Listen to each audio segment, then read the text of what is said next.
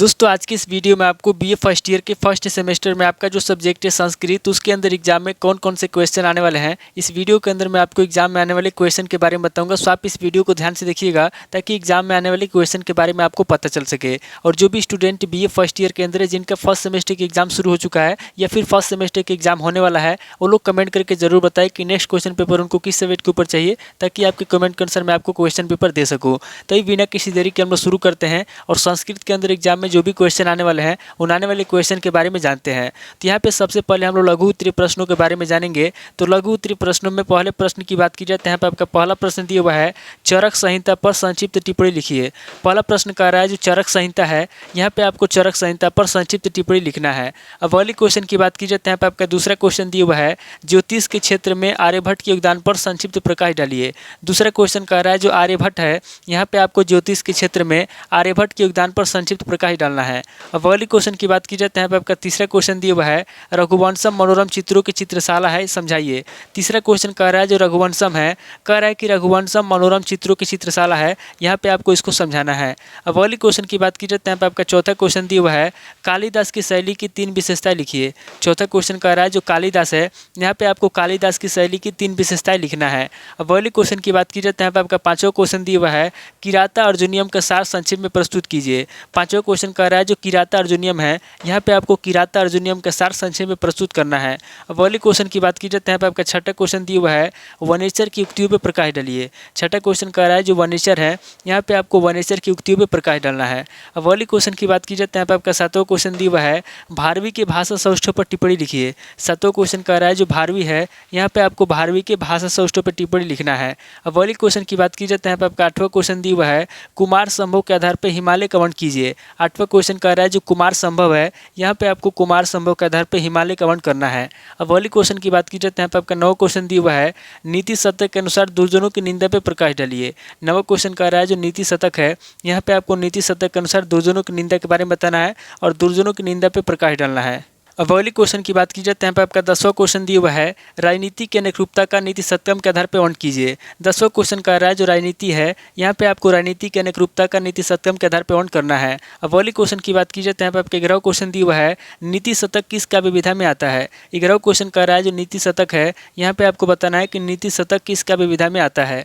अब अगली क्वेश्चन की बात की जाए तो यहाँ पे आपका 12वां क्वेश्चन दिया हुआ है, कुमार संभव के आधार पर हिमालय का वर्णन कीजिए। 12वां क्वेश्चन कह रहा है जो कुमार संभव है, यहाँ पे आपको कुमार संभव के आधार पर हिमालय का वर्णन करना है, यानी कि हिमालय के बारे में आपको बताना है। अब अगले क्वेश्चन की बात की जाए तो यहाँ पे आपका 13वां क्वेश्चन दिया हुआ है, महाकवि कालिदास के काव्यों का परिचय दीजिए। 13वां क्वेश्चन कह रहा है जो महाकवि कालिदास है, यहाँ पे आपको महाकवि कालिदास के काव्यों का परिचय देना है। अब अगले क्वेश्चन की बात की जाए तो यहाँ पे आपका 14वां क्वेश्चन दिया हुआ है और लघु उत्तरीय प्रश्न का लास्ट क्वेश्चन दिया हुआ है, रामायण का महत्व लिखिए। 14वां क्वेश्चन कह रहा है जो रामायण है, यहाँ पे आपको रामायण का महत्व लिखना है।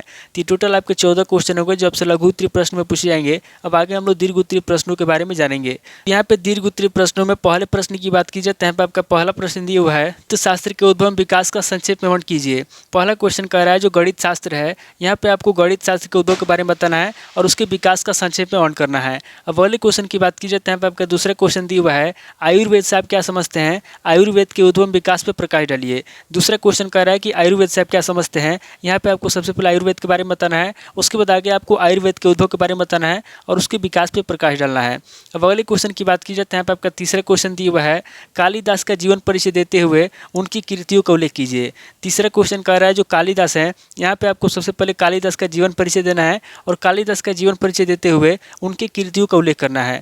अब अगले क्वेश्चन की बात की जाए तो यहाँ पे आपका चौथा क्वेश्चन दिया हुआ है, माघ के जीवन और कृतित्व पर प्रकाश डालिए। चौथा क्वेश्चन कह रहा है जो माघ है, यहाँ पे आपको माघ के जीवन के बारे में बताना है और माघ के कृतित्व पर प्रकाश डालना है। अब अगले क्वेश्चन की बात की जाए तो यहाँ पे आपका पांचवा क्वेश्चन दिया हुआ है, कात्यायन एवं पतंजलि पर संक्षिप्त टिप्पणी लिखिए। पांचवा क्वेश्चन कह रहा है जो कात्यायन है और जो पतंजलि है, यहाँ पे आपको कात्यायन और पतंजलि पर संक्षिप्त टिप्पणी लिखना है। अब अगले क्वेश्चन की बात की जाए तो यहाँ पे आपका छठा क्वेश्चन दिया हुआ है, द्रौपदी की चरित्रगत विशेषताओं का वर्णन कीजिए। छठा क्वेश्चन कह रहा है जो द्रौपदी है, यहाँ पे आपको द्रौपदी की चरित्रगत विशेषताओं के बारे में बताना है और उसका वर्णन करना है।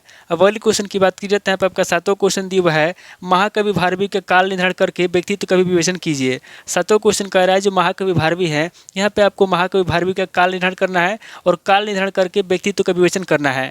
अब वाले क्वेश्चन की बात की जाए तो यहाँ पे आपका 8वां क्वेश्चन दिया हुआ है किराता अर्जुनियम के प्रथम स्वर का सारांश लिखिए। 8वां क्वेश्चन कह रहा है जो किराता अर्जुनियम है यहाँ पे आपको किराता अर्जुनियम के प्रथम स्वर का सारांश लिखना है।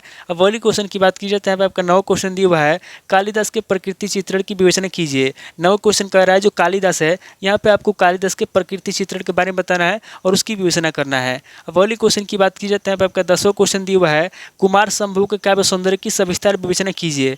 10वां क्वेश्चन कह रहा है जो कुमार संभव है यहाँ पे आपको कुमार संभव के काव्य सौंदर्य के बारे में बताना है और विस्तार पूर्वक उसका विवेचन करना है। अब वाले क्वेश्चन की बात की जाए तो यहाँ पे आपके 11वां क्वेश्चन दिया हुआ है संक्षेप में नीति शतक का मूल्यांकन कीजिए।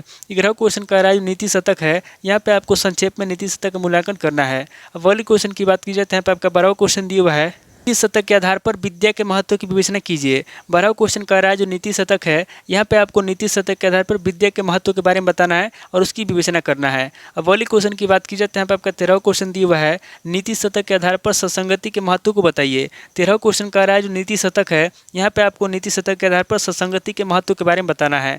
अब वाले क्वेश्चन की बात की जाए तो यहाँ पे आपका 14वां क्वेश्चन दिया हुआ है भारवी के अर्थ गौरव पर प्रकाश डालिए। 14वां क्वेश्चन कह रहा है जो भारवी का अर्थ गौरव है यहाँ पे आपको भारवी के अर्थ गौरव के बारे में बताना है और भारवी के अर्थ गौरव पर प्रकाश डालना है। तो टोटल आपके 14 क्वेश्चन हो गए जो आपसे दीर्घ उत्तरीय प्रश्न में पूछे जाएंगे। तो इस वीडियो के अंदर मैंने आपको लघु उत्तरीय प्रश्न और दीर्घ उत्तरीय प्रश्न दोनों तरह के प्रश्नों के बारे में बता दिया जो आपसे एग्जाम के अंदर पूछे जाएंगे। तो दोस्तों आज इस वीडियो को मैं पे स्किप करता हूँ, मिलता है आपसे नेक्स्ट वीडियो में। अगर आपको वीडियो अच्छा लगा तो वीडियो को लाइक कीजिए, शेयर कीजिए और कमेंट करके बताइए कि आपको नेक्स्ट क्वेश्चन पेपर किस सब्जेक्ट के ऊपर चाहिए।